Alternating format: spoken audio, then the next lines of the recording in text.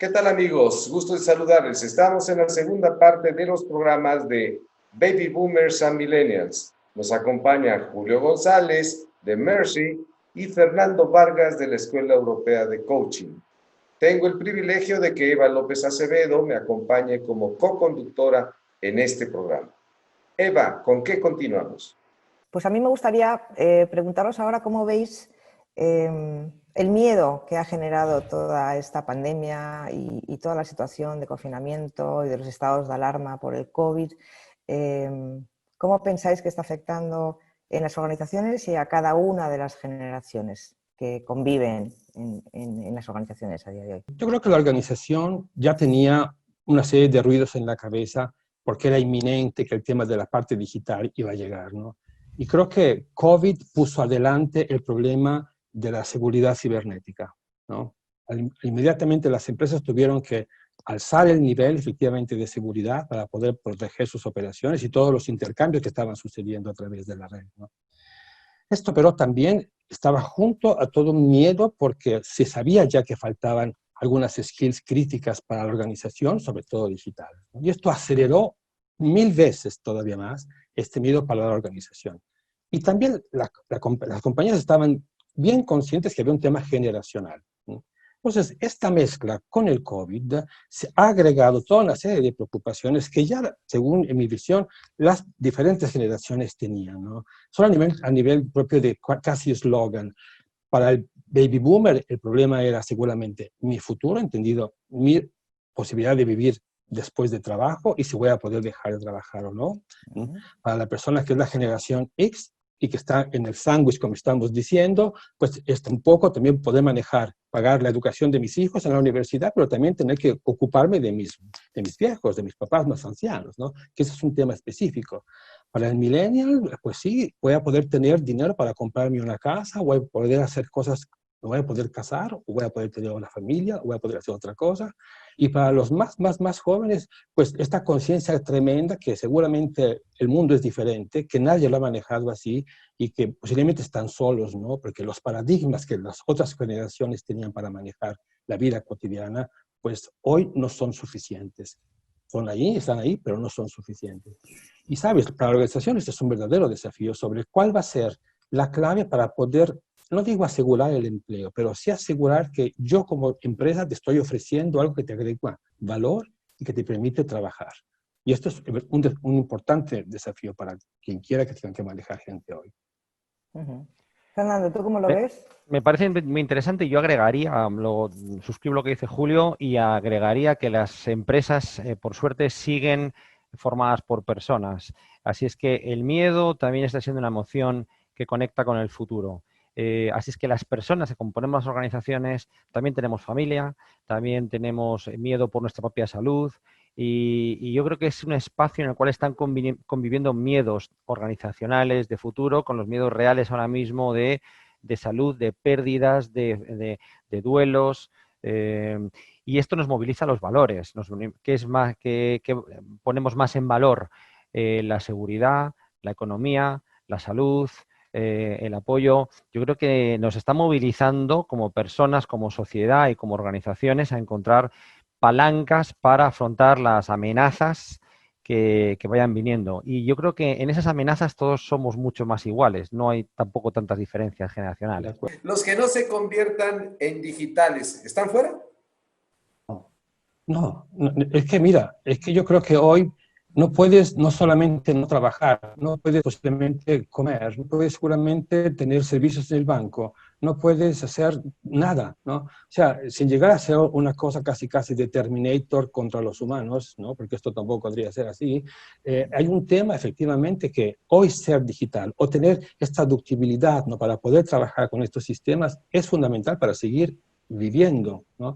Y yo he visto verdaderamente, como comentaba también Fernando, gente más senior que yo, que entró en otra onda completamente durante este confinamiento y empezó a manejar la PC sin ningún problema, haciendo llamadas con Skype, con Zoom, viendo películas juntos. A mí me llamó mucho la atención, ¿no? Una serie de señoras cerca de mi casa, que eran muy amigas, pues entonces a través de una cadena específica de televisión, que no voy a decir el nombre, compraron el mismo film, lo vieron juntos y lo veían juntos con la cámara. A este punto creo que tenemos que ser más optimistas, ¿no? El ser humano, gracias a Dios, puede manejar tantas cosas y la adaptabilidad está a la base de todo. Entonces, yo tengo mucha confianza desde este punto de vista, pero hay que ser severos, ¿no? La salud sigue siendo el problema principal para todos. Digamos que el COVID nos ha dado un puntapié para, si teníamos algo de pereza con la digitalización, y mira que llevamos años oyendo de la digitalización, de la vital importancia, bueno, nos ha dado un puntapié. Y vamos, sí o sí estamos todos. O sea, mi madre tiene 91, va a hacer, y está con el Zoom, con el FaceTime, o sea, algo inaudito.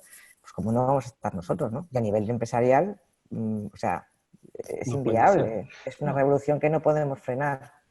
Añadiría un elemento, y es que en un programa anterior del blog tuyo, Luis Fernando, Luis González, en un programa sobre inteligencia artificial, decía que la velocidad a la que está yendo el desarrollo de la inteligencia artificial es en 5 años lo que antes se hacía en casi 50. Entonces, si el mundo se está transformando digitalmente, las personas que no hagamos eso, nos estaremos quedando fuera de esa velocidad. Y de hecho, del miedo también es una oportunidad. Así es que probablemente la generación y sobre todo la Z, los centennials, tendrán unas nuevas oportunidades de muchos nuevos puestos de trabajo que a día de hoy no existen y que van a aparecer de la mano del desarrollo tecnológico. Y a tu generación te va a tocar producir muchos esos puestos, ¿no? No, pues mira, pienso que ya le está tocando a él. Digo, hoy cuando, no sé, cuando uno hace trabajo de organización en consultoría, es inevitable pensar que ves el proceso y dices, ¿cuánto lo van a hacer los humanos? Y lo llamas los humanos, ¿y cuánto lo van a hacer los algoritmos o los robots, ¿no? Y empezar este flujo, pues aquí el tema no es solamente quién va a hacer el trabajo, sino, por ejemplo, cómo voy a interactuar con el algoritmo o con el robot para que me pase la pelota y yo siga trabajando para hacer otra cosa que va a agregar valor posiblemente, pero que se llama trabajo. Entonces, aquí hay que también tener el valor de ver que la manera en que trabajamos va a cambiar, pero no por esto quiere decir que es preocupante. Es diferente, ¿no? Y seguramente tendremos toda la necesidad de manejar cierto tipo de skills que hoy no tenemos o que tenemos que poder afinar mejor. Esto nos lleva al post-coronavirus time. Yo lo veo lejos, el post. Yo también, no quiero ser, estoy de acuerdo contigo, Yo tampoco Eva, quiero ser aguarera. No, tampoco, a ver, pero... ¿Qué entendemos por lejos? Bah, que no voy a tener que usar la máscara, seguramente no, por muchos años. Digo, al final creo que esto me va a acompañar por al menos 4 o 5 años. La creencia que hay detrás de la etiqueta post-coronavirus es la creencia de que esto va a terminar, porque estamos hablando, y esta es mi duda, porque podrá terminar el coronavirus como virus que nos amenaza porque aparezcan medidas sanitarias que lo bloqueen de alguna forma. Pero lo que no va a terminar esta sensación de amenaza continua para la humanidad, para la globalidad, en la cual tenemos que aprender como especie humana a enfrentarnos a nuevas amenazas. ¿Cambiará radicalmente la forma de trabajar, los tipos de contrato, la integración de la planilla, por así decirlo, del organigrama? Unos serán de Europa, otros serán de Sudamérica, otros de América, otros de Alaska, otros de India. ¿Así trabajaremos? ¿Habrá empleos permanentes o más por proyecto? ¿Qué les inspira el post-coronavirus time con esta situación? Seguimos diciendo que es post-COVID, ¿verdad? Queremos ser objetivos. Sí, es correcto. Queremos ser positivos, ¿no? Pero creo que el COVID simplemente está acelerando decisiones que tenían que tomarse o que se estaban ya tomando, ¿no? Entonces, no le echaría la culpa al COVID porque produjo esto, sino simplemente porque aceleró la toma de conciencia que el cambio se tenía que hacer, ¿no? Ahora, yo sí creo que cuando uno tiene, y otra cosa, no es que se va a terminar el trabajo de todos los días con la gente posiblemente viéndolo en la oficina. El trabajo va a ser posiblemente diferente. Y va a haber una combinación entre trabajar en remoto, algunos teóricos te dicen ya que van a ser 3 días a la semana y 2 a la semana posiblemente te vas a poner en algún tipo de oficina para coordinarte. Entonces, yo creo que esta posibilidad de manejarnos a distancia va a seguir. No va a desaparecer la otra cosa, pero va a seguir. Lo que es importante es que hay ciertas funciones, ciertos trabajos que hasta ayer era impensable que se pudieran hacer a distancia. Tantas veces en las organizaciones nos hemos visto delante a peticiones de poder hacer expatriar personas porque tienen absolutamente que hacer parte de un grupo internacional en otra parte del mundo, y siempre hemos tenido el problema de mandarlo hacia allá, ¿no? Porque tenía un problema de él o de ella, o bien no lo aceptaba esa cultura. Hoy hemos demostrado en las organizaciones que muchos puestos que a veces pensamos que tienen que ser manejados en directa, pues se pueden manejar en remoto. Y esto hable seguramente de lo que me he llamado el talent pool, ¿no? Las posibilidades de personas que puedan hacer cosas. No todas las funciones van a poder hacer así, pero tantas sí. Y esto va a ser un desafío para las direcciones de recursos humanos, ¿no? Porque a veces tenemos nuestras ideas de que nada puede cambiar, que las funciones tienen que ser así, que los puestos tienen que ser así. Pues no, las cosas pueden cambiar y tienen que cambiar. Hay que tener un poquito también el valor para hacerlo, ¿no? No sé cómo la vean. Es un cambio de mindset de recursos humanos, incluso de las direcciones generales y de las Completamente de acuerdo. Y de la estrategia de las organizaciones, porque así las cosas, hay muchas estructuras que pueden obviarse, no precisamente la humana. Estoy de acuerdo, estoy de acuerdo. O sea, aun cuando ves el algoritmo de las grandes empresas que hacen distribución, es cierto que hay muchas cosas automatizadas para no hacer publicidad, pero hay una parte del proceso que si no hay alguien que le pone la cosa así o así, no funciona todavía, ¿no? Absolutamente, sí. Pues hagámoslo. Yo añadiría que es que nos enfrentamos a reinventar modelos relacionales. Tú hablabas muy interesante de cómo nos vamos a relacionar con los algoritmos, ¿no? Cómo vamos a usar la inteligencia artificial para tener una minería de datos sobre la cual nosotros poder decidir con mucha más capacidad de análisis y de predicción. Ya no queremos predecir, ya queremos prescribir futuro, ¿no? En las organizaciones, ¿eh? Antes describíamos, luego durante mucho tiempo hemos predecido y ahora queremos prescribir, es decir, tener la capacidad de que pasen las cosas que queremos que pasen. Estos modelos relacionales no solamente son los humanos con los algoritmos, sino los humanos entre los humanos en todas las organizaciones. Y lo que yo creo que sí está claro y es el futuro, que ese modelo relacional no tendrá que ver con el poder de la jerarquía, tendrá que ver con el poder del sistema. Por tanto, el gran cambio organizacional será generar equipos empoderados, capaces de tomar decisiones por sí mismos desde métodos experimentales en alineamiento en consonancia con el resto de equipos para generar grandes tribus relacionales donde podamos conseguir resultados de forma diferente. Ya hablamos de la gig economy. Y gig es una palabra americana que significa un contrato corto, es lo que hacen los grupos de música cuando van a dar una actuación un día, ¿no? Y todo el movimiento de la gig economy nos plantea un modelo relacional cortoplacista por proyecto, donde hoy me encuentro contigo para esto y mañana me puedo encontrar con cualquier otra persona para cualquier otro proyecto. La generación Y claramente ya no aspira a la verticalidad y al ascenso, sino al desarrollo transversal, a la movilidad. Por tanto, el pool de talento ya no es ir escalando por una pirámide, sino es ir teniendo muchos proyectos de los que aprender en relación con otros. Y esto me permite a mí tener más empleabilidad. ¿Te permite tener más empleabilidad? O sea, ¿más empleados? No, más capacidad de asumir nuevos roles y funciones. Claro. Capacidad de asumir nuevos roles y funciones. Sí, entre más yo conozco, hacia arriba. Claro. No, también es interesante, ¿no? Porque el mundo se está moviendo rapidísimo, ¿no? La gig economy seguramente que ha sido un punto de fuerza para poder asegurarnos que el talento que me sirva yo lo pueda traer en el proyecto y después, si ya no hay más proyecto, va a otra parte, ¿no? Porque entonces salta de un lugar a otro. Proprio en algunos países, en este caso en Estados Unidos, específicamente en un estado, se abrió toda una discusión de cómo hacer la ley para proteger a la persona que trabaja en gig economy, ¿no? Entonces, estamos entrando en una situación en donde no podemos negar la necesidad de tener una nueva figura para trabajar, pero también tenemos que tener reglas, ¿no? Lo mismo cuando estamos hablando de trabajar en remoto. No es una vacación, como se pensaba hace tantos años, cuando yo empecé a trabajar en remoto, ¿no? Que se pensaba que tú te la pasabas maravillosamente porque no tenías gente cerca de ti que te estaba controlando. Al contrario, trabajar desde afuera, pues aumenta seguramente el nivel de responsabilidad, porque no es un regalo, es asegurar que lo que yo debo producir al proyecto, en este caso, tiene que ser producido de manera que después Fernando y Eva puedan efectivamente seguir su trabajo. Entonces, hay según yo, la potencialidad de un respeto mayor al trabajo de las otras personas, ¿no? Porque es más inmediato. el problema es el mindset del que estábamos hablando hasta ahora. Tenemos que aceptar que están cambiando las cosas.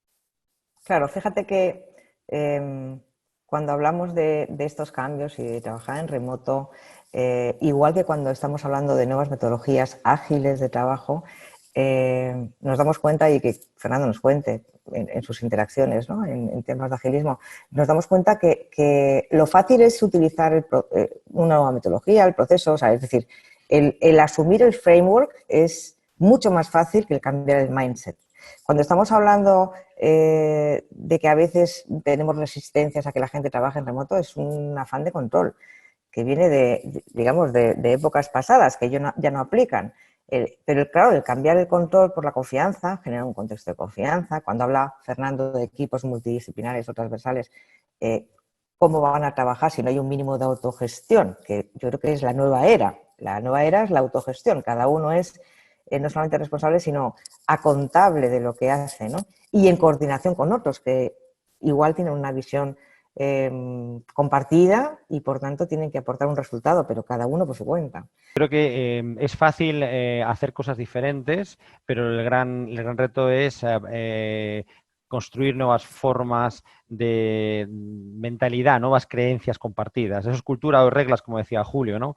Cuando hablamos de equipos empoderados, hablamos de autorregulados que tienen la capacidad para tomar decisiones, pero siempre sin generar miedo a la organización de que vamos a producir un resultado que luego no esté alineado con el frame estratégico de la organización. Por tanto, yo creo que este es uno de los grandes retos, ¿no? Claramente. Estamos por terminar. Te diría, nuestro auditorio, muchos son jefes, empresarios, muchos tienen que servir a empresarios para poder transitar. ¿Qué reflexión final les regalarían para esta transición como líderes? O sea, considerando que tienen una multigeneracional fuerza de trabajo y que va a seguir y que va a cambiar. ¿Qué les dirían? Sé que son consultores, así que lo deben saber muy bien. Regálenlo, por favor. Yo lo que normalmente trato de hacer en las pláticas, ¿verdad? Porque tantas veces el cliente te llama también para ver tú cómo la ves, no tanto porque hay decir tú cómo la ves antes de llegar al trabajo específico. Y lo que yo sí creo que hay una gran necesidad en este periodo es de empatía. Esta crisis no ha tocado a todos en la misma manera. Es importante que la capacidad, son cosas que son viejas, pero la capacidad de escuchar a las personas, de preguntarle cómo está, de qué cosa puede hacer la compañía, cómo podemos ayudarlo a performar, es fundamental. Entonces, la empatía en el periodo de transición es fundamental. Y la otra, no tener miedo, ¿no? Las cosas van a cambiar, pero más tú estás cercano a tus personas, seguramente las personas se van a dar cuenta que tú también te preocupas de ellos y no solamente de la operación. Y esto es fundamental. Si tú llamas en continuación solo para controlar que han hecho o no han hecho alguna cosa, pues seguramente van a seguir trabajando porque tienen que trabajar, pero posiblemente no con el impacto, con las ganas que seguramente puedes tomar si eres un poco más empático. Si tuviera que decir cuál puede ser el liderazgo del futuro para favorecer toda esta puesta en valor de todas las generaciones, yo diría que el reto es qué tipo de vínculos estamos dispuestos a crear y cómo vamos a cambiar esos vínculos. O sea, quiero decir, qué espacio vamos a permitir para basar esos vínculos en confianza y en compromiso. En tiempos de miedo y de amenazas es cuando más cerramos filas para generar espacios de confianza, ¿sí? Y tener claro que asumimos compromisos iguales y permitimos diferentes formas de hacer, pero comprometidos todos con un mismo resultado. Y a eso tendrá que dejar cabida a la emoción. El líder tendrá que, es empatía, pero es entender que hay miedo. Tendremos que poner en juego las emociones, tendremos que dejar espacio para el error. Creo que el error ha sido pues uno de los grandes cambios, ¿no? Ahora hay que equivocarse mucho y muy rápido y minimizar el impacto del error. Es una época de generar sinergias, por eso es un nuevo modelo relacional. Nos comprometemos para esto y claro, y sinergiamos negocios, personas, equipos, ¿no? Es un espacio para también poner foco en las necesidades. Por supuesto, la necesidad del cliente en el centro, indiscutiblemente, para reinventarnos de manera muy creativa en espacios que no hemos conocido, por tanto de pensar ideas disruptivas y creativas, desde ahí todo el design thinking y desde ahí todo convertirnos en reinventores y ser impulsores del cambio. Lo que está claro es que el cambio es una realidad y o cambiamos con el cambio o el cambio nos cambia. Por tanto, el liderazgo tiene que ser impulsor de cambio, ya no alcanza con adaptarme en velocidad al cambio. Y las organizaciones que no estén siendo impulsores del cambio llegarán tarde a adaptarse al mismo. Y dentro de eso, y se quedan fuera. Y dentro de eso creo que el reto también es declarar cuál es el propósito de la organización y declarar cuál es el legado y el futuro, cuál es el impacto que queremos tener no solamente con nosotros, sino con el resto de la organización y con el mundo, porque la gente se va a identificar con organizaciones que tengan un legado claro y un propósito que tenga un impacto positivo para todos, porque entre todos tenemos el reto de hacer un mundo mejor. Qué bonito lo dijiste. Por terminar con lo que dice Fer y con lo que ha dicho Julio, yo creo que el gran reto, ahora más que nunca, es identificar en las diferentes generaciones y en las diferentes organizaciones, en el cosmos empresarial y humano, lo que nos une y no lo que nos separa.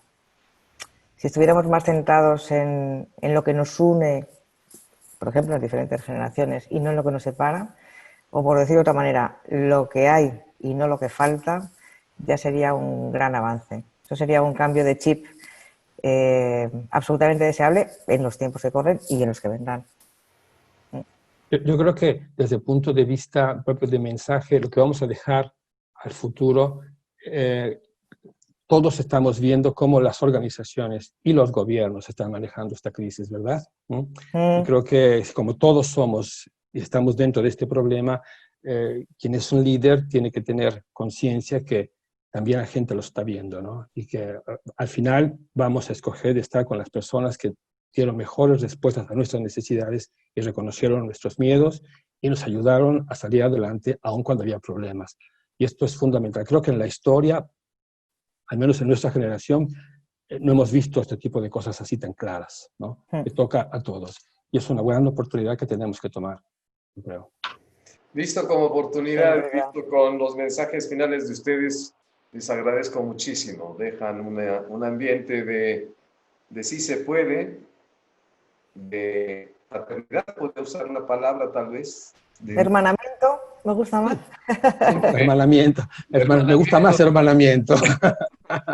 Es una nueva palabra, Eva, muy bien para mí. Les agradezco tanto, quisiera dejar abierta la puerta porque el tema es inagotable y la gente necesitamos mucha ayuda. Eso estoy plenamente seguro de que el temor a lo desconocido está muy, muy presente.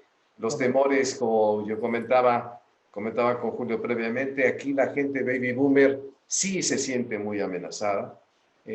Aquí se desplaza con cualquier facilidad esta gente y pues no nos queda de otra más que encontrar maneras de sobrevivir. Y este tipo de charlas nos permite todo ello. Bueno, muchas gracias, mucho gusto. Muchísimas gracias. Perfecto. A todos. Hasta luego. Gracias. Placer.